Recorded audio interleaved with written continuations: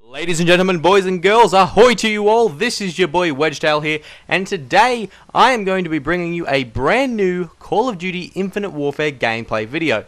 And generally, I'm just going to be talking about all the pros and cons of Call of Duty Infinite Warfare as I see them. Personally, when I first started playing Infinite Warfare, I was kind of on the fence about it, like most people. But since then, I've grown to fall in love with it. I absolutely adore this game, and I think this game is actually going to last probably the full year.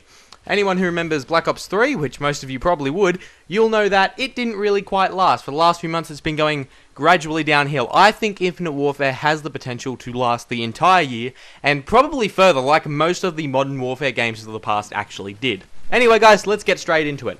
The gameplay you are witnessing was me the night it was released. I went to a midnight launch, got home, and started playing it straight away, only to run into people who were already like level 13, 14. But continuing on, now that I've played the game a little bit more, I'm about level 32 now, so I haven't been grinding, but I've been putting a decent amount of time into the game. I love it. Personally, I think it's great. They've done it really well this year, and I think I'm going to be playing this for the rest of the time. Now, when I initially pre-ordered it, I was really, like most people, getting it for Modern Warfare Remastered. But honestly, I like Infinite Warfare way more than Modern Warfare Remastered. The remaster is amazing, don't get me wrong, it's great, I love it, it is such a great game, it's fun to go back and play the game as it was originally intended, of course with a few additions of better textures, different sounds, all that kind of thing. But honestly, it wasn't any real different, and that's fair enough, it was a remaster, but honestly, I've played the hell out of that game, and I wasn't really too excited to go back once I got it. It was fun for a little bit, but it was more of a gimmick for me. So yeah, I went on to Infinite Warfare, and I love this game now, guys. I've been playing it so much, and currently, I just can't get over it. The weapon variants, when I first heard about them, I was super pissed off at Activision and Infinity Ward, and I was not sure why the hell they decided that that was a good addition. Basically, in Call of Duty Infinite Warfare, the weapon variants take over for the weapons that were extremely comparable to other weapons in their class. For instance, we had the Type 25 and the M27 in Black Ops 2, that really, when comparing them, you'd often say, oh, yeah, the Type 25, I've used that before. It's kind of like the M27, except a faster fire rate. And now they don't really have weapons like that. Each of the weapons has their own profile, their own stats, and their own way of using them. And they also have the variants that you can use if you're not quite happy with the base version. Although, yes, most people are annoyed that the weapon variants do come with special perks that you can't get unless you're using that particular variant. At the same time, a lot of those perks don't benefit you nearly as much as you'd think. For instance, the De-Atomizer perk, which allows you to get a nuclear if you get 25 straight kills with that weapon only. Sure, it sounds pretty overpowered that only people with certain weapons can get a nuke in the first place. At the same time, though, you have to remember that getting a nuclear in a Call of Duty game isn't really a common occurrence, even if everyone could do it. And honestly, guys, if someone gets a nuke in a multiplayer game, you shouldn't really be annoyed at them. You should be applauding them for doing that well in a multiplayer game. Or kicking yourself for allowing someone on the enemy team to get 25 kills in a row. Next up, guys, I'm going to cover something that's a little bit more controversial, the difference between ballistic and energy weapons.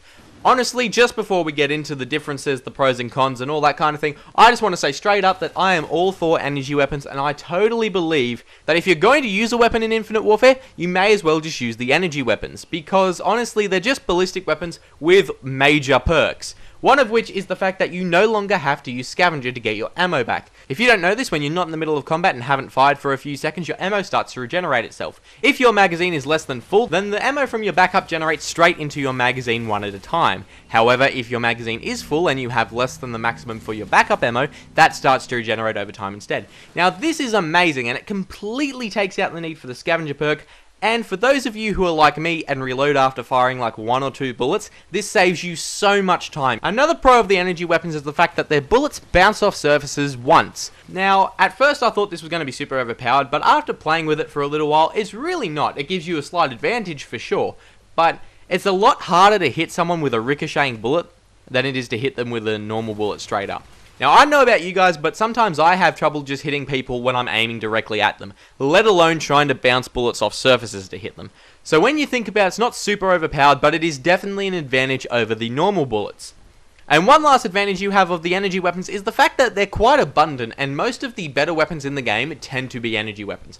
For instance, for assault rifles, you have the Type 2 and the Volk, some of the better assault rifles in the game. You have the ERAD for submachine guns, which is an absolutely amazing SMG, and the first one you unlock. You have the EBR sniper, which of course is the sniper that turns into an assault rifle. It's an energy weapon as well, which just gives it so much more merit. And also we have the Titan LMG, which I haven't unlocked in the online multiplayer, but I have used offline against friends, and I can tell you right now, it is an absolute beast. And my favorite part about the Titan LMG being an energy weapon is the fact that by the time you would have completed a full reload with it, since it's an LMG, you could have just waited and your ammo would have regenerated enough that you could engage the next enemy in time.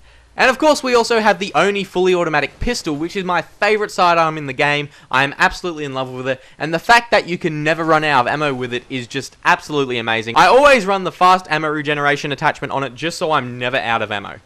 So guys, that's about it for energy weapons. I'm going to move on now to the combat rigs and their traits. Now personally, rigs I have no issue with because we've had a full year of specialists in Black Ops, so I'm extremely used to the idea of them now. One thing that does get me is some of the traits. Basically, traits allow you to have a fourth perk that is based off the character you have selected instead of the class you have selected, which is completely okay. It's a fourth perk that you can't change in the middle of the fight, so that makes sense. But the main problem I have with it is some of them are quite powerful for what they are. For instance, one of these perks allows you to basically have a riot shield on your back, which takes out the ability to one-hit melee you from behind. It also makes you take less damage to the body from behind as well. You can get the same effect from wearing a riot shield on your back for sure, however, this game doesn't actually have riot shields. So, basically what this is giving an unattainable weapon to someone to carry on their back at all times without actually replacing a weapon slot.